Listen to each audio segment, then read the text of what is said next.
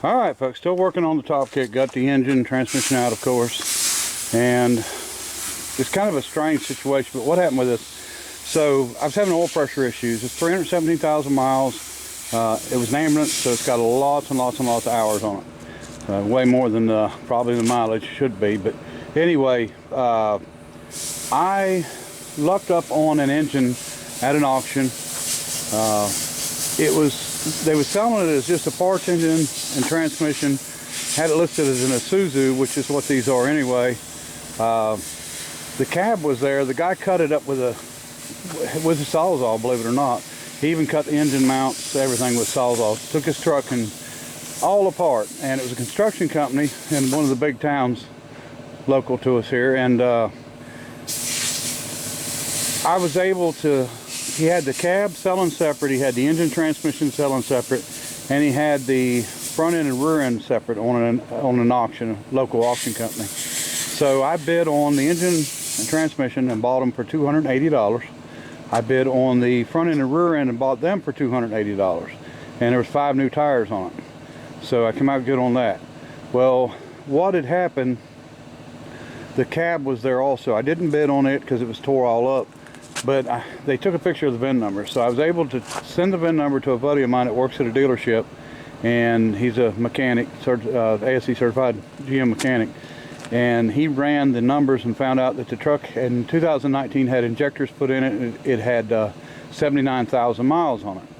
So I went ahead and bought all this stuff, and then I actually texted the owner of the estate or whatever they were selling, and I talked to him, and he told me that he had put injectors in it in 2019, and less than a year later, well, he said a few months later, he had that problem again, started smoking again, and he just gave up on it. Used it for a parts truck because he had a couple of the other trucks. And then he said that he told me that in a text that he wished that he hadn't, because they figured out what was wrong with it and why it was smoking. And I never thought nothing about it, and just went on. And he did verify the mileage of just a little over 79,000.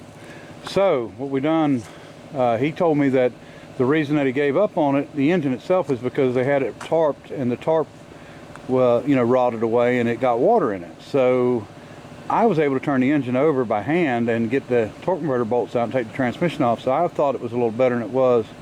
Well, it turns out that it had a couple of bent push rods. So somebody had tried to turn it over, or did turn it over before I'd got it, probably at the auction. But anyway, and it was an internet auction. This wasn't a live auction. So I get it here, turn it over, figure out I hear some popping. We pull the valve covers, check it all out. It's got some it's got 2 bent push rods, some stuck valves. They were sticking. They wasn't actually stuck, but they were sticking. They took the injector lines off and used them on another truck, so it had gotten water in the injectors. So we just decided to tear it completely down. So tore down the rings. There was a couple of pistons that had rings stuck. I decided to go ahead and order a new set of rings, clean everything up, hone it out. We're going to use the heads that were on the engine that's in here, because this thing ran really well. There was no issues with the running wise, and we're just going to go ahead and get it back together. So that's what we're working on now. So we've got the engine block there and everything. We've honed everything out. And let me see. So putting the rings on. This set was $250. Through Napa they wanted $850.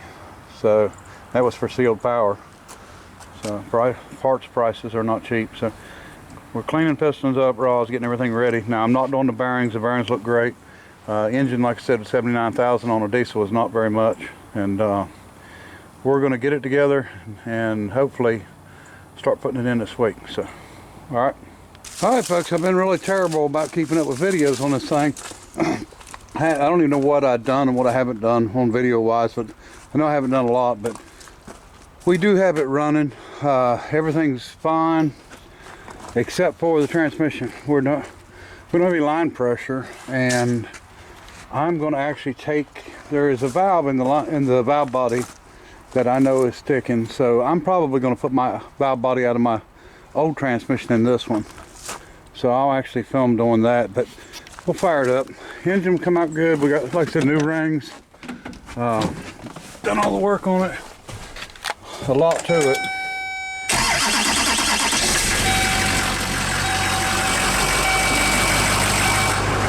Running really well. No issues.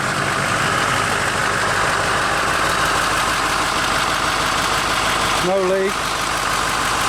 So we took our hydraulic pump off. We're gonna do the PTO on the side of the transmission. That's why I changed transmissions, but this transmission's been sitting and stuff sticks in these valve bodies, especially the fact that the fluid in the transmission was drained before it was set. So that didn't make it any better. And about 3 years, I think it set. So we're going to take care of that issue. Allisons are pretty, well, they're about as tough as you'll get. You know, you don't have any major issues with them usually. So anyway, running good. Everything's good. We're going to have these brackets and the hydraulic pump left over. That mounted on the engine down here, which could easily be put back on one. And I think it would do great on a dump truck or something like that. Maybe a wrecker, I don't know. I was so worried about my bed being backing down and then a belt coming off or having problems, and we'd be in a mess. So this is a lot of work. Thankfully, Scott, Del Ray, JYD, and Vic has helped me out a bunch on this stuff. Because you know, working hard as you can work, it still takes a long time to do this stuff. So we've got the seats unbolted and slid back. So engine-wise, we're good, running great. See, the oil pressure's right at about 78 pounds. Of course, now it's cold. I mean, we're talking about freezing cold, 30 degrees, 32 degrees out this morning. Well, I think it got colder than that last night, but that's what it is now. So I think we've got our issues taken care of on the engine now. I honed it good. We had a little bit of discoloration and stuff on the cylinders from the water that got in the cylinders, but we took care of that problem. I don't know if I told it or not, but we found out what was wrong with this engine. One of the injector bolts had broke. Now, not the engine that was in my truck, the engine that I put in this truck. One of the injector bolts broke, and when it broke, it allowed the injector to move, so it broke the return line. So I know what it done, it pumped diesel into the oil. We went ahead and put the heads off the other engine on it, the injectors, all the, you know, everything on the top side, the CP3 pump, and got it all back together. And like I said, no big issues, you know, running wise. Just had to get it bled out and start it up, and you know, we haven't had any problems. You know, we've got a few more things that we've got to do to it. Nothing real major, but I'm putting a stock bumper back on the front, so I've got to do that before I get the nose back on. And like I said, get the transmission taken care of. And I've ordered a new gear.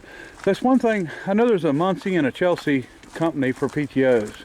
Now, when I found out that Chelsea was so hard to get parts for, or I have had no luck getting parts for them, that's when I switched over to start using Muncie PTOs. This is a Muncie TG series. I bought this PTO at an auction for $75, and it was in really good shape, and no issues with it. Wasn't sure what it fit. I was able to look up the part number on the gears, because there's part numbers on all this stuff, and find out that this is a universal gear for, I don't remember, probably some kind of a transfer case or something like that, but it's not the right gear for our Allison, even though our Allison is a straight tooth gear, straight cut gear. So I'm able to order the right gear for it and change it, so we're going to do that. And we're going to swap some stuff around on this PTO. When you buy these PTOs, they're not together, they're in pieces. And you order them, you know, whether you want mechanical shift like this one, which is cable, which I like because it's pretty much, you know, fail safe. And then you've got air and you've got electric. You can change the covers and change that. You can get a left or right side. You can get different percentages of running, whether it runs 100% of your engine or if it runs at a different speed. Now this is 100%. You can get it to run slower, you can get it to run faster, you know, 120 if you're running a generator or something like that. This flange that goes on here, you can change that out for a flange that has a place to bolt or pump directly. Change the main shaft out for a shaft with a probably a 7/8 13 inner spline for a pump. and then number 2, or the 4-bolt or 2-bolt pattern for the flange, and then you can bolt a pump directly to it. There's so many things you can do with these PTOs, but like I said, they're not together when you order it. When you order it for what you want, and then they put it together. And at least from the company that I deal with. And he told me years ago that he would rather sell me parts than sell me an entire PTO. And when it came to a Chelsea, I couldn't get him to sell me any parts. So this company here, basically what he told me was, sort of under the table told me that if he sells me a part, he don't have to warranty the entire PTO. If he sells me the whole PTO, he's got to warranty it. So I mean, he sells it and it's out the door and gone for the parts. So usually don't, I guess they don't get returns on parts. But so really helpful to be able to do that. And put a PTO, I could put this PTO on about anything I wanted to, as long as the TG series will fit it. And it's 6-bolt PTO. The bigger stuff had 8-bolt. But anyway, simple installation. We'll get on it soon. All right, we got our gear for our transmission for the PTO. So this is the gear that's in it, and this is the gear that's going in it. So this will take care of our issue. As you can see, the pitch diameter was different, and of course the tooth count's different. But that makes our $75 PTO work, and a PTO now for one of these things is somewhere between $800 and $1,000.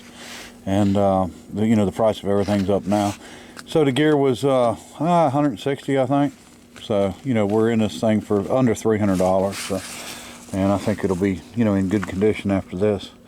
And a lot of people don't like to use. They like to use the direct mount PTOs, and I do too.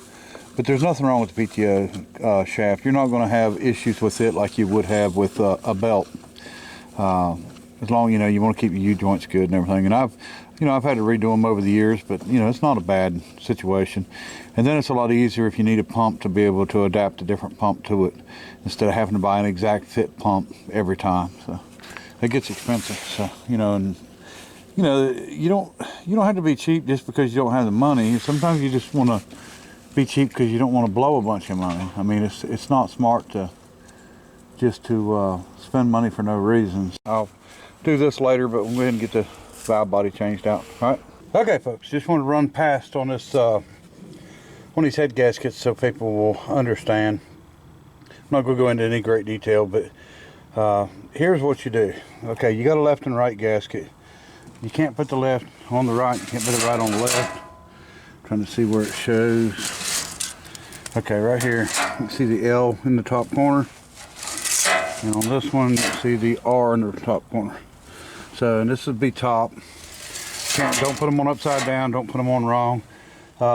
This tells, one of them tells the overbore where these holes are at, and the other one tells the thickness of the gasket. Now, the reason there's a different thickness on the gaskets is because different pistons come out of the block different amounts. So I checked this one, it was 10,000ths. I don't know whether that used a B or C gasket. There's 3 different gaskets. But what I did is I found out that Felpro makes one that, I guess it's the thickest, I'm assuming, because the GM Tech told me that that's usually what they do anyways. They run the thickest one. We don't have to worry about it. You're not going to notice, it's not noticeable power loss or anything like that. And I'm going to be absolutely honest with you. I would rather lose a little power and my engine lasts a lot longer. I'm not all about the putting the tuners on and stuff like that, because you're just trying to destroy something, and I'm not. I'd rather be go slow than be sitting on the side of the road. But anyway, so I used the thickest one, which was the Felpro makes them that are sort of a universal, and that's what I used. But just remember, left and right. The Felpros are about $80 a piece, and so none of them's cheap, and you got to do that. And then the head bolt torque is I can't remember the exact numbers, but like 37 first in sequence, and then 50 or something in sequence, and then you do 60 degrees and then do all of them, then come back and do 60 degrees again. So it's a pretty weird setup. The rods are the same way. You got to do them as an angle, and it's like a, I don't know what it's called, but it's instead of being a torque number, it's you torque it to a certain number, and then you go so far past it. I don't understand really why they do it that way. things work good for years and years, and then they decide they want to change stuff. So I don't know. You tell me. But either way, it's done. It's together. It's running great. There's no problems with the engine. Good oil pressure. Of course, we got new rings. It might take a little bit to seat in. I mean, I doubt it. The top ring was cast, center was chrome moly, and of course you got the oil ring. But I think it's going to work out fine. And let me see. We've got the pan off of this one. I'll show you the valve body, what you got to do, change it and stuff. There's certain bolts that you need to take out, other bolts that you don't want to take out. So you want to take the right bolts out. If you don't, then you're going to create a mess. All right, folks, so here's the valve body, and this is on the transmission that we actually took out. So we know it's good. We've got a lot of wires, but everything comes up and plugs into here. So this plug actually pushes out. We've got to take off this linkage, and I think it slides over and off of the rest of it. I think that's all we got to do. And there's particular bolts you got to take out. Now, these Allisons have got two different filters. This is a white filter, and they've got a black one. If it's black, it's short. If it's white, it's tall. This pan is tall. The pan on the transmission that's in is short, and I don't know why. It should have had a tall pan. Clean it up, put it back on, and then on the other transmission, then we'll put the deep pan on it. And it holds more fluid, just lasts a little longer, a little better. So let me get the chart out here. I've got it on my phone of which bolts we got to take out, and I don't know if you can see it or not. So anyway, you can get this off the computer if you have to, so you'll know which bolts have to come out and which ones you don't want to take out, because you really, there you go, you really don't want to take out the wrong ones. You don't want the valve body to be apart. There's no gasket, it's machine surface, so you just got to make sure you got it really clean, and we'll go with it. All right, pretty straightforward and not much of a problem. There's it taken off. There's our reluctor ring where the other transmission has got a gear there, so that's to run our PTO. It'd have been nice to be able to use this transmission and just change out that. I mean, we could have, but you know, it's more work, and the other transmission actually had a lot lower miles, and the fluid did look better. But I mean, we are putting the valve body out of the old, you know, the old one in it, so, but it's not that big of a deal. She's going to work out just fine. And so we just need to get the other one off. Now these torque at 108 inch-pounds, and you need to torque them back like they're supposed to be. So we're going to get on that here, and got to get the other one off. This plug just, you know, there's 3 clips on it. I think it's 3 clips, but just push them in. It pushes right through, no problem. That's not a problem. There is a pin in here that you got to watch. I'll show you all that on the valve body when we get it out, or get the other one out. And I don't want to be rolling around the one we've got and moving it around too much. I just want to go ahead and get it in, and then we'll use the old one for show and tell. All right, folks, here's our valve body, and it's pretty simple. You know, it's like I said, no gaskets, machine fit. Here's our plug. So that just pops out, it's not a problem. Everything else stays plugged in. The only thing you gotta watch is there's a pin right here that if you let this slide back, it can fall out pretty easy. But this is actually your gear selector for park, reverse, first, second, third. And fourth, and I guess fifth in this side. I think it's 5-speed. So anyway, that's changed out. It's fixed. I went to the deep pan. Just remember, if you change pan depths, make sure you change the dipstick tube. Or dipstick, not the tube. The tubes are the same, the dipstick's different. So I'm going to spray this down with brake cleaner and go ahead and put it back in the other transmission, get it all buttoned up. So we're assuming that we've got one of these valves in here that's sticking. And it could be taken apart and cleaned, but it was easier just to swap it for now. So anyway, let's get on the PTO. Okay, folks, this was a passenger side PTO.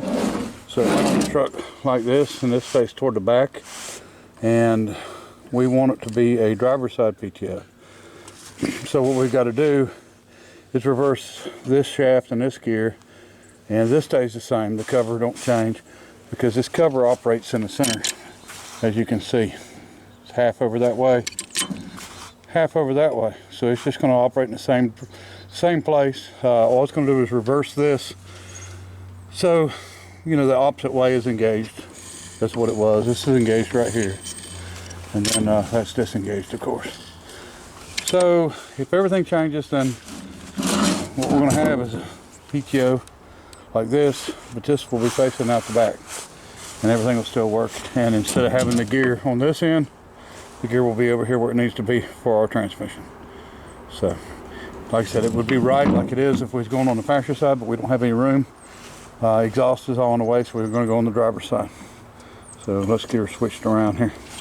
Okay, now you can see this is snap ring in. You can move this gear to this side if you wanted. We're just going to reverse everything, so we won't even need to do that, but we will have to take the gear off to get it out.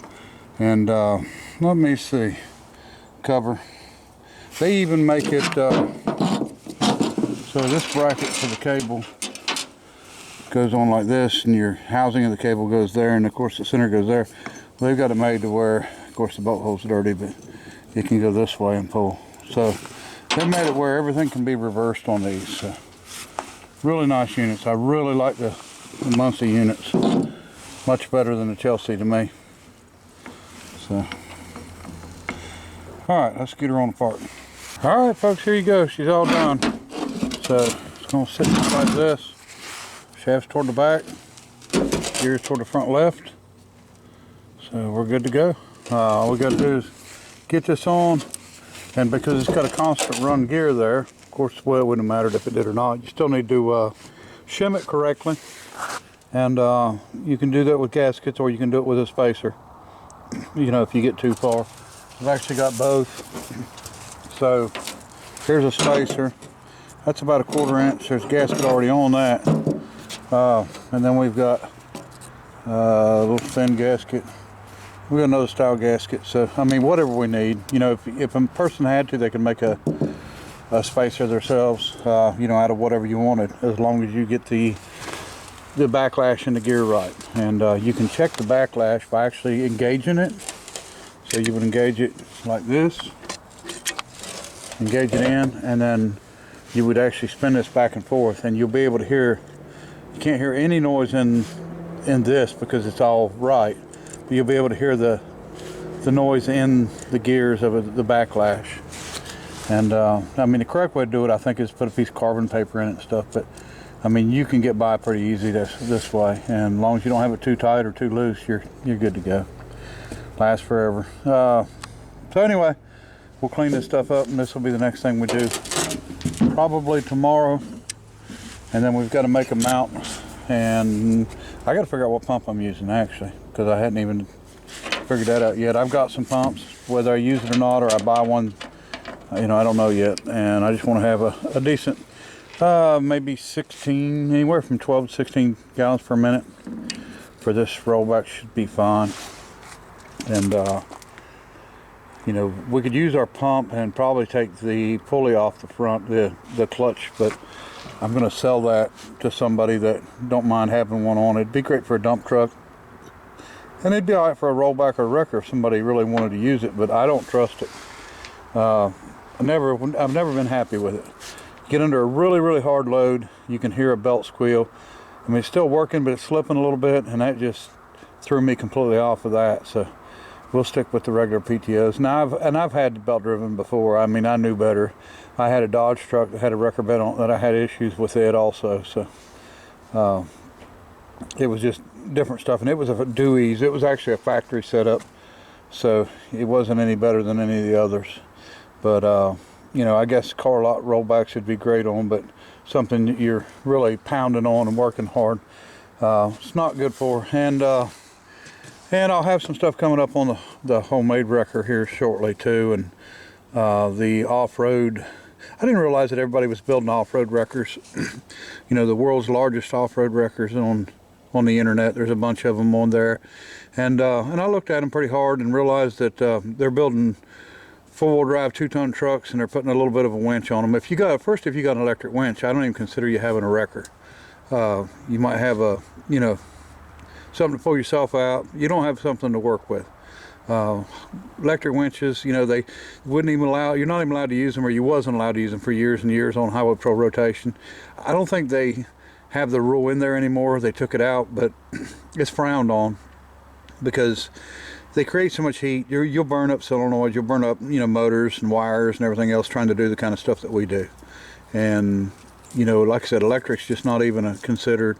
And then, you know, you got these guys with what looks like old Holmes 440 booms and homemade booms and stuff like that, that, you know, some of them don't extend. And I mean, if they just want to do recoveries, that's fine. But, you know, if you, to do it right and build a bed, you know, it takes time and a lot of work. And I am more worried about my bed than worried about having, you know, 24 inches of travel on my suspension and stuff like that. So, you know, we're going to finish up and keep working on the rotator, and that way we've got outriggers and we can really do something with it besides just, you know, take it for oil and in the mud, or take it out into, and you know, do videos on it. You know, videos are not the important part for me. The actual functionality of it would be the important part.